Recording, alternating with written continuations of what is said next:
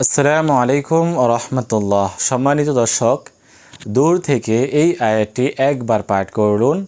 যে কেউ আপনার বশ হবে, আপনার বাধ্য হবে, আপনাকে পাগলের মতো ভালোবাসবে, আপনার কাছে ফিরে আসতে বাধ্য হবে যদি আপনারা দূর থেকে এই আমলটি করতে পারেন। সম্মানিত দর্শক, আপনি একজনকে ভালোবাসেন কিন্তু তাকে বলতে পারতেছেন না, আপনার মনের কথা তাকে বলতে পারতেছেন না। ওই প্রিয় মানুষ আপনার কাছে ফিরে আসবে, আপনাকে ভালোবাসবে, আপনার কথা মতো চলবে। আপনার স্ত্রী, আপনার স্বামী, আপনার প্রিয় মানুষ, আপনার আত্মীয় স্বজন, যে কেউ হোক না কেন, সেই ব্যক্তি আপনার বশ হবে, আপনার বাধ্য হবে, আপনাকে পাগলের মতো ভালোবাসবে যদি আপনারা আমলটি সহিষ্ণুভাবে করতে পারেন।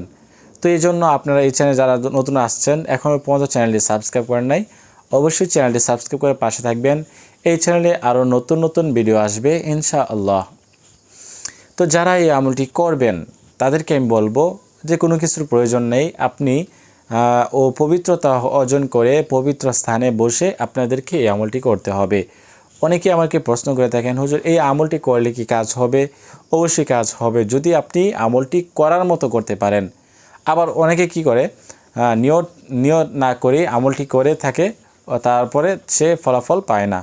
সেই জন্য আপনারা প্রথমে নিয়ত করবেন, আমল করবেন সহিষ্ণুভাবে, তারপরে আপনারা এর থেকে ফলাফলের আশা করতে পারবেন। সম্মানিত দর্শক, আমি আপনাদেরকে যেভাবে দেখাই সেভাবে আপনাদেরকে আমলটি করতে হবে সহি শুদ্ধভাবে। সেই জন্য আপনাদেরকে এই আয়াতটি প্রথমে শিখে নিতে হবে। যেই আয়াতটির মাধ্যমে আপনারা আমলটি করবেন সেই আয়াতটি আমরা প্রথমে শিখে নেব। তো আয়াতটি কি? আয়াতটি হচ্ছে وألقيت عليك محبة مني وألقيت عليك محبة مني وألقيت عليك محبة مني। আমি যেভাবে পাঠ করছি এই কোরআনি আয়াতটি আপনারা শিখে নেবেন। তারপরে আপনারা কি করবেন, দূর থেকে তার কথা মনে করে আপনারা প্রথমে 3 বার ইস্তিগফার পাঠ করবেন, আস্তাগফিরুল্লাহ আস্তাগফিরুল্লাহ আস্তাগফিরুল্লাহ। তারপরে 3 বার দুরূদ শরীফ পাঠ করবেন, যে দুরূদ শরীফ আমরা নামাজের মধ্যে পড়ে থাকি।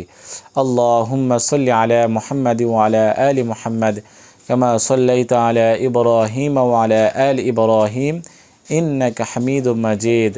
আল্লাহুম্মা বারিক আলা মুহাম্মাদি ওয়া আলা আলি মুহাম্মাদ কামা বারাকতা আলা ইব্রাহিম ওয়া আলা আলি ইব্রাহিম ইন্নাকা হামিদুম মাজিদ। তো তার কথা চিন্তা করে, তার কথা মনে করে দূর থেকে এই আয়াতটি আপনারা পাঠ করবেন। কমপক্ষে একবার পাঠ করবেন, এর উপরে যত পাঠ করতে পারেন পাঠ করতে পারবেন, সমস্যা নাই। তো এই আমলটি করার পরে শেষে 3 বার দুরূদ শরীফ পাঠ করে নেবেন। এবং এই আমলটি করলে কি লাভ হবে, যে ওই ব্যক্তি আপনার কাছে ফিরে আসতে বাধ্য হবে, আপনার বশ হবে এবং আপনাকে সে ভালোবাসবে যদি আপনারা আমলটি করতে পারেন। তো সম্মানিত দর্শক, আমলটি করার চেষ্টা করবেন। আজকের মতো এই পর্যন্তই। আল্লাহ হাফেজ।